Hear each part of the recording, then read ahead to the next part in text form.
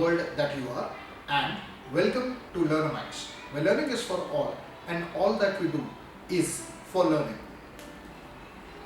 Please like and share this video in your network as much as you can, and please subscribe Learnamytes. Well, research says that our starting power is more than our staying power. Well, to give you an example, a very simple example, the idea of working on one's own personal development is greater than actually going ahead, the staying power, going ahead consistently and developing oneself. If this is true, then is there any way of breaking this out? Or do we have a tool? Or does any of the learning tools helps us there? The good news is, yes, there is a tool. The tool in terms of learning and development or training, there are various names to it. It's called as the learning journal. To make it more generic, I would say that this is called as, the tool is called as journaling. Now, right at the outset, let me just quickly tell you, or what I feel is the difference between writing a diary on a daily basis and writing a journal. Generally, what I've observed is when it comes to writing a diary, it is more externally driven. You write down things which are external, which places you visited and things like that. And of course, that is also a part of journaling. But when it comes to purely journaling, what happens in journaling is that you also connect with your innermost soul. You connect with your inner self as well. If you look at Abraham Maslow's hierarchy, the theory of hierarchy, or the theory of motivation in simple terms, the last stage is self-actualization.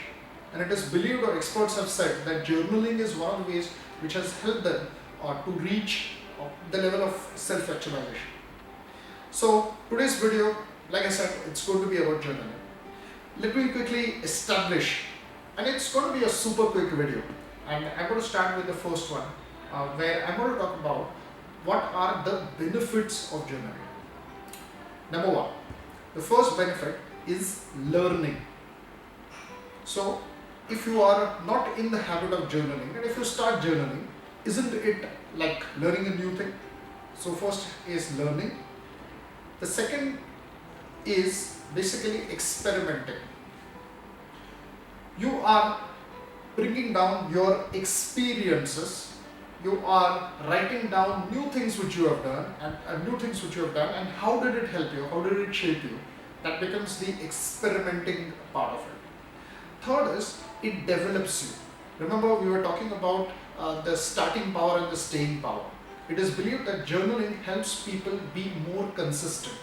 Because see, isn't it logical that every day you are writing down something? So it means that you are developing in some or the other way. You are developing every day. And it also helps you to track your own development, like where are you and where are you reading. The fourth one, which I feel is the benefit is of expressing. Some people are open, they are ready to express their innermost, their griefs, their sorrows, their happiness, their joys with people. Some people prefer to keep it all by themselves. And the best way is journaling, where you express whatever your thoughts are and you write it down in your journal, or you type it in your journal. And the last one, which I feel, it enhances your mental ability as well. How does it help you? How does it help? Because what happens is you start looking at life from a different perspective. You start reviewing your life on a daily basis before you write your journal. How many pages of journal to be written? I think this question is a little futile. The other question which a couple of my friends asked me that do we need to keep it too personal, or is it okay if someone from my family reads my journal? Well, that's up to you. It's completely up to you, because what you are going to write in the journal, I think that will more or less define what it should be. However, when I had a chat with some of my friends who work in the field of psychology and psychiatry as well, some qualified doctors as well, they said that it is better to keep it by yourself. So keep it personal. That's why it's called as personal learning journal or personal journal. Now, let's look at what are the do's and don'ts when it comes to writing a journal. Number one, I would say take a realistic goal. Don't start writing down each and everything or each and every event that happened during a day. Just take a realistic goal.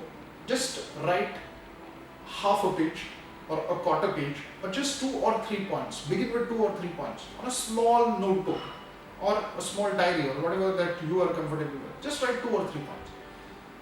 Take a realistic goal, because I've seen that people say that I'm going to now write 2 pages every day. It doesn't work that way when it comes to journaling. The second thing is, on a given day, due to some work, if you are not able to write, if you miss writing it on a given day, don't penalize yourself. Start from the next day immediately. Let there not be a gap of more than 1 or 2 days. Start writing immediately. And number 3 is that don't overemphasize too much on journaling. Your journal is your inner reflection. Your journal is not something that is going to lead your life. No, you'll have to do your daily chores. Your journal is just going to help you reflect on what has happened in the past and where do you think you're leading in future. That's about it. So these are some of the do's and don'ts when it comes to journaling. Now, whether to use a diary or a notebook and all of that, I'll leave it up to you.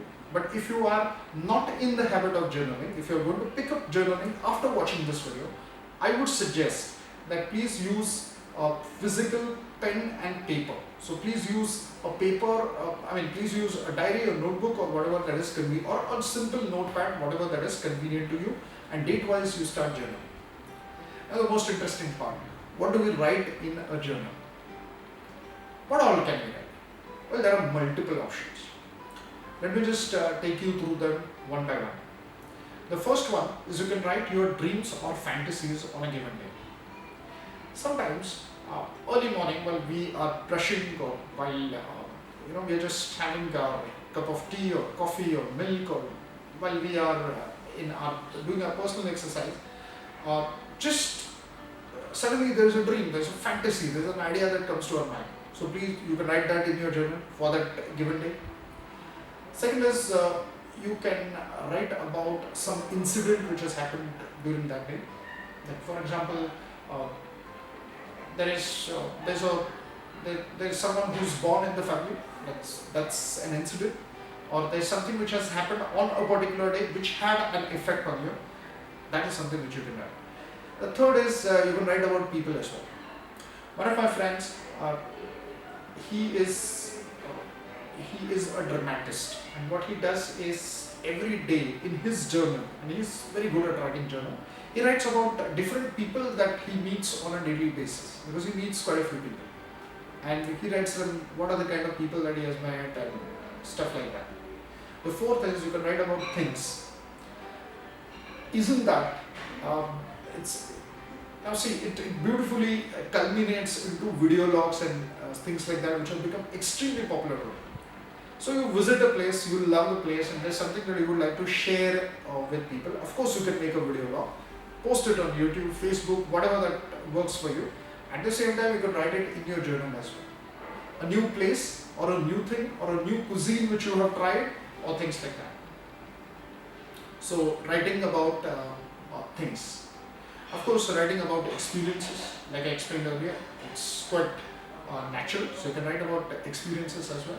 You can write about your particular, the way it was in the Oprah Winfrey show. Always at the end of the show, Oprah Winfrey always used to say that, what is your aha moment or the Oprah moment of the show?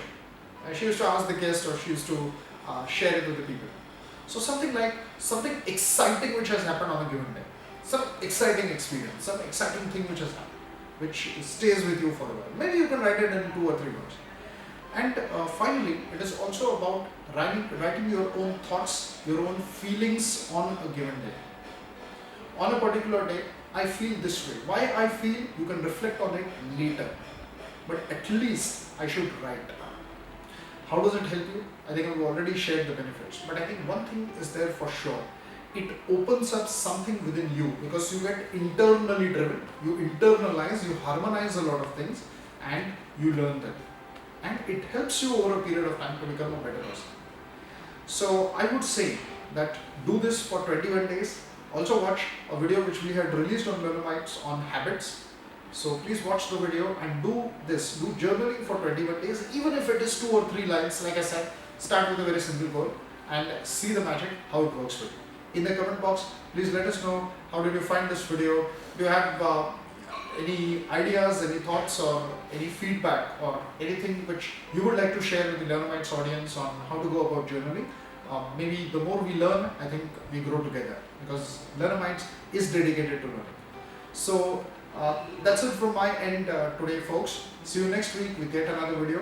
Please like, share and subscribe this video, and please post your comment in the comment box below and start journaling. So happy journaling. Thank you so much.